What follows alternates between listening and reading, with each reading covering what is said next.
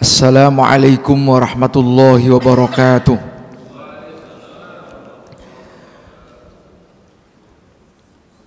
Alhamdulillahi rabbil alamin. Wassalatu wassalamu ala ashrafil mursalin Sayyidina wa habibina wa syafi'ina wa maulana Muhammadin sallallahu alaihi wasallam wa ala alihi wa ashabihi ajma'in. Rabbi syrah li sadri wa yassir li amri wahlul 'uqdatam min lisani yafqahu qawli. Subhanaka la ilma lana illa ma 'allamtana innaka antal alimul hakim. Amma ba'du. Yang kami hormati dan kami banggakan segenap para pimpinan di lingkungan STIK PTIK, Bapak-bapak, ibu-ibu, hadirin hadirat yang berbahagia. Mari kita sama-sama menyampaikan puji dan syukur kehadirat Allah. Alhamdulillah wa syukurillah, kita masih diberikan kesempatan oleh Allah menunaikan, melaksanakan kegiatan pada hari ini dengan mendekatkan diri kepada Allah, munajat, berzikir kepada Allah. Mudah-mudahan kegiatan kita senantiasa mendapatkan bimbingan dari Allah Subhanahu wa taala. Amin Allahumma amin ya rabbal alamin. Bapak-bapak, ibu-ibu yang kami hormati, kita akan membahas pada pengajian ini yaitu tentang kesederhanaan dalam amalan ibadah. Ini salah satu bentuk dari moderasi beragama. Saya ingin membacakan salah satu hadis Rasulullah sallallahu alaihi wasallam an Anasin radhiyallahu an qala jaa salah satu rahtin ila buyuti azwajin nabi sallallahu alaihi wasallam. Jaa, telah datang,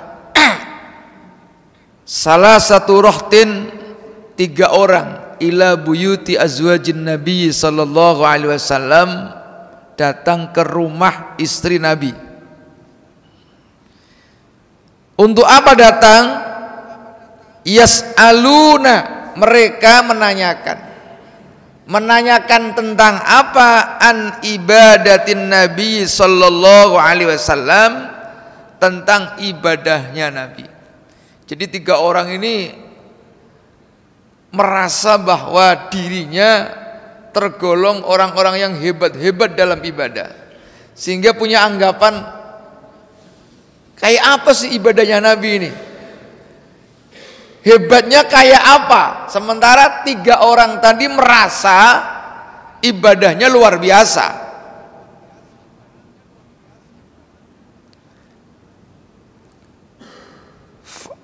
Falamma ukhbiru ka'annahum taqallu, tatkala mendapatkan informasi, taqalluha, seakan-akan mereka 3 orang itu menganggap remeh, menganggap sedikit ibadahnya Nabi. Taqalluha dari kata qalil, sedikit, menganggap sedikit ibadahnya Nabi. Oh, ternyata Nabi itu ibadahnya kok biasa-biasa, tidak seperti dirinya. Nah, mengapa kok dia merasa seperti itu?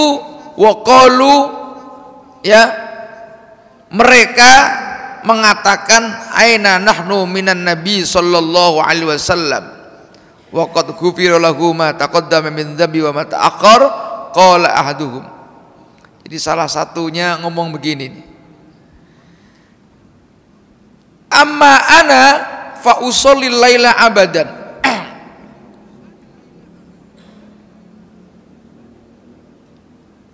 Salah satu di antara 3 orang tersebut tiap malam bangun, Pak. Jadi tiap malam bangun untuk apa? Untuk sholat malam. Kalau kita tiap malam juga bangun, cuman untuk kencing aja. Setelah itu tidur lagi. Jadi selama-lamanya orang itu selalu menggunakan malamnya penuh dengan ibadah. Tidak pernah tidak bangun malam. Jadi kira-kira betul-betul malamnya itu digunakan untuk ibadah. Sehingga jarang tidur orang tersebut. Yang nomor 2, wa qala al-akhar wa ana asumud dahra abadan wala uftir. Saya ini yang nomor 2 itu ngomong, saya ini puasa terus menerus, tidak pernah tidak puasa kecuali hari-hari yang dilarang. Hari-hari yang dilarang itu apa? Hari Lebaran itu kan, hari Idul Fitri, Idul Adha itu nggak boleh. Terus hari Ayyamut Tasyrik 3 hari. Jadi ada 5 hari yang memang tidak boleh digunakan untuk puasa. Kalau kita puasa malah dapat dosa. Jadi dia puasa terus. Yang nomor 3 ini, wa ana a'tazilun nisaa fala atazawwaju abadan. Saya tidak mau menikah. Jadi menghindar dari perempuan abadan, selama-lamanya. Karena menurut dia, orang kalau nikah itu ganggu ibadah katanya. Padahal nikah sendiri itu ibadah. Memang kadang-kadang ada benarnya juga. Orang ya, ini ada yang pengantin baru, ada nggak nih? Ya. Nah, pasti ada lah ya. Kira-kira itu ganggu ibadah apa semangat ibadah? Jadi kira-kira gara-gara nikah itu setiap subuh sudah bangun apa belum? Ya, macam-macam. Ada yang subuh bangun, ada yang malah tidur lagi kan? Ya, gara-gara menikah. Memang ada kiai-kiai, tokoh-tokoh agama itu memilih tidak menikah, Pak. Jadi saking rajinnya ngajar, saking rajinnya menulis, menikah itu lupa. Seakan-akan lupa. Saya sering guyonan kalau orang Betawi saking rajinnya menikah, ngantor itu kadang-kadang lupa. Nah, setelah itu Rasulullah tahu. Apa kata Rasulullah? Saya ini sebaik-baik umat. Ya, Nabi itu orang yang paling baik. Apa kata Nabi? Saya ini ya bangun ya tidur. Saya ini ya puasa ya tidak puasa. Saya juga menikah.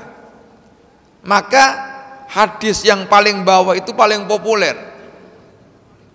Padahal ini hadisnya panjang, tapi hadis yang paling bawah itu yang paling populer.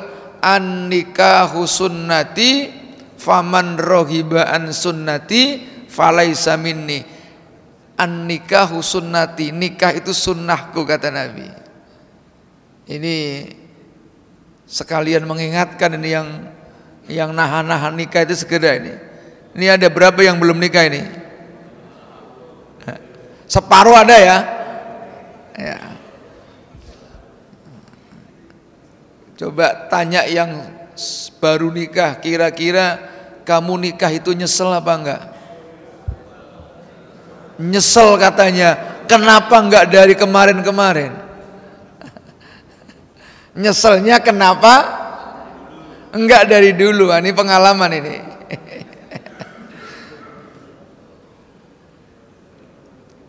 An-nikahu sunnati, nikah itu sunnahku. Apa maksudnya sunnahku? Nah, ini kata sunnah dari berbagai perspektif ada maknanya sendiri-sendiri.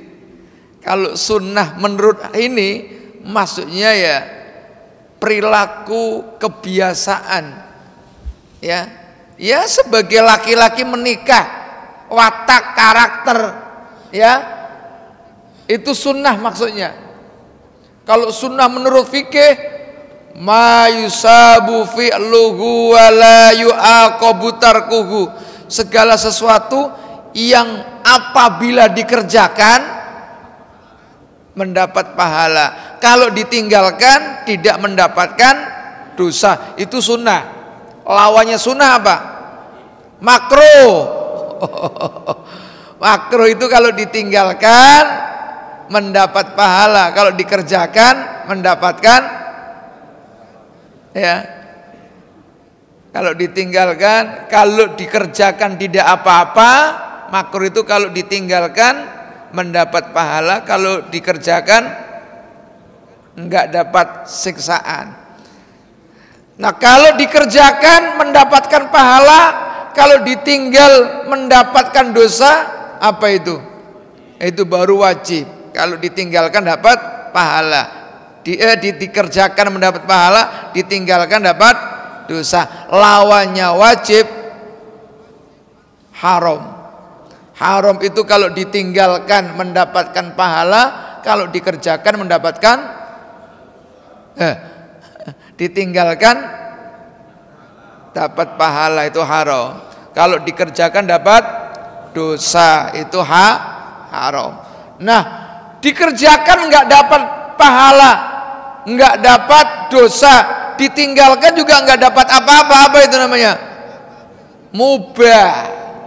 Jadi hukum Islam itu ada 5, itu ada haram, lawannya wajib, ada sunnah, lawannya makruh, yang di tengah-tengah mubah. Itu fikih.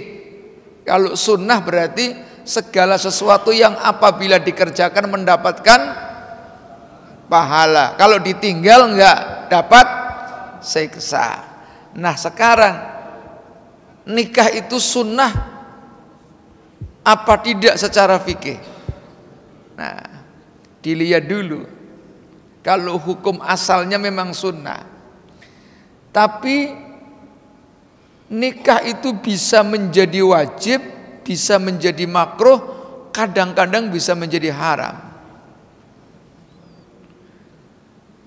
Bisa menjadi wajib untuk pemuda, duitnya ada, sudah punya jabatan, ini sudah ASN, ya kan? Kita kan ASN, ya, dapat bayaran tiap bulan. Kalau tidak menikah, itu potensi jatuhnya ke zina itu besar. Coba punya pacar yang minta siap untuk dinikahi, ya, ini kalau tidak menikah bahaya. Jadi potensi berbuat zinanya itu besar. Maka orang itu sudah tidak sunnah lagi, hukumnya wajib. Ada nggak yang wajib ini? Angkat tangan ini wajib. Nah, sunnah, kalau sunnah ya sudah punya duit lah kira-kira. Tapi sudah kepingin nikah. Seandainya nikah itu enggak apa-apa, enggak nikah enggak apa-apa, bisa nahan. Nah, tapi ada yang makruh, bahkan haram bisa jadi. Siapa? Anak kecil, punya duit enggak, punya HP-nya 2 memang, pulsanya enggak ada. Mintain bapaknya melulu, ya.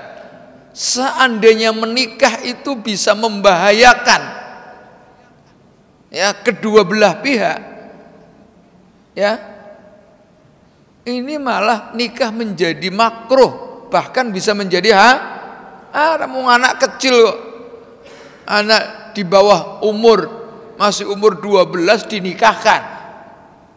Wah, ini bahaya ini. Maka tidak hanya agama, negara juga tidak memperbolehkan itu. Jadi enggak sembarangan. Nikah itu hukumnya apa? Nah, lihat dulu siapa yang mau menikah. Bisa makruh, bisa sunnah, bisa wajib. Nah, para hadirin yang kami hormati, hadis ini bisa kita ambil sebuah kesimpulan atau pelajaran. Pertama, bahwa dalam ibadah pun itu seseorang tidak boleh memaksakan diri atau berlebih-lebihan. Sewajar-wajarnya sajalah. Tetapi walaupun sewajarnya saja, itu juga enggak boleh menganggap remeh. Yang penting kan sholat. Ini enggak begitu. Kata yang penting, apalagi membandingkan dengan yang buruk daripada enggak sholat, itu kan. Jadi tetap kita berusaha untuk mencari yang terbaik, walaupun tidak harus memaksakan diri. Ya.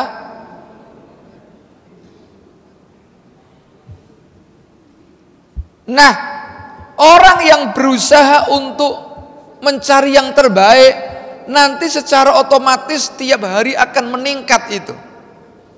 Misalnya kita tahun ini masih bisa atau sudah bisa melaksanakan sholat 5 waktu terus, kita harus mencari yang lebih baik lagi. Tahun depan harus berusaha ada sholat tambahannya. Sholat tambahan itu namanya sholat sunnah. Sholat sunnah itu sholat tambahan. Tujuannya apa? Satu, barangkali dalam ibadah sholat wajib kita ini ada yang kurang-kurang. Mungkin rukuknya kurang benar, sujudnya kurang benar, itu bisa ditambal oleh sholat sunnah kita. Itu diantaranya fungsi kita mengerjakan sholat sunnah. Di samping juga mendapatkan pahala. Nah, oleh karena itu kita dalam ibadah juga nggak boleh orang memaksakan diri harus begini ya. Apalagi kalau orang itu baru masuk Islam, ya ada prinsip-prinsip tertentu bagi pemula, bagi awal-awal kita memahami agama. Pertama, yaitu adamul haraj, meniadakan kesulitan. Agama itu enggak boleh yang sulit-sulit, itu yang mudah-mudah aja. Yang nomor 2, taklilut takalif, menyedikitkan beban. Enggak boleh orang itu merasa dibebani dalam beragama. Beban memang harus ada, namanya orang beragama kok. Orang kalau usia balik, ya udah balik ini, itu memang harus diberi beban. Orang yang diberi beban namanya mukallaf. Bebannya itu sendiri namanya taklif. Kasih beban. Sholat 5 waktu itu kan beban itu. Kenapa harus dari beban? Oh, manusia itu harus punya beban sebagai sebuah tanggung jawab. Sekarang bapak-bapak jadi ASN polisi ini dikasih beban apa enggak? Oh, kasih. Orang hidup itu dikasih beban sebagai bukti untuk tanggung jawab. Orang nggak punya beban ya boleh, tapi anak kecil, ya. Siapa lagi? Orang nggak punya akal atau gila. Jadi gampang kalau bapak-bapak nggak kepingin punya beban, jadilah orang.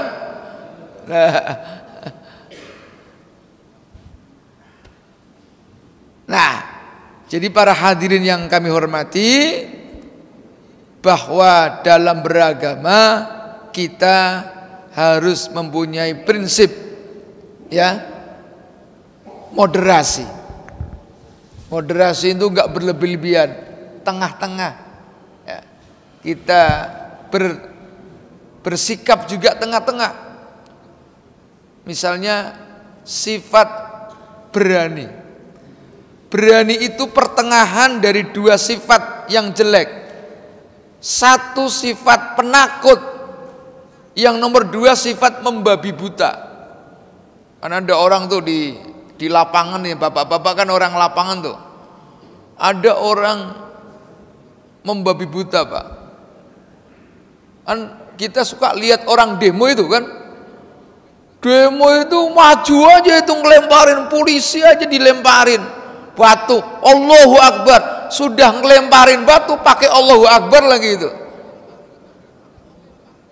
Itu namanya kalimatu haqqin, kalimat yang hak. Tapi uridu bihal batil, digunakan untuk kebatilan. Kalimatnya benar Allahu Akbar, tapi digunakan untuk melempar orang. Jadi kalimat yang benar digunakan untuk perbuatan yang salah. Namanya polisi kan manusia, begitu dilemparin batu ya akhirnya membalas juga Allahu Akbar, dibalas sami Allahu liman hamidah nanti. Nah, ada lagi orang penakut, orang disuruh maju-maju, bosnya ini di belakang sendiri ngumpet.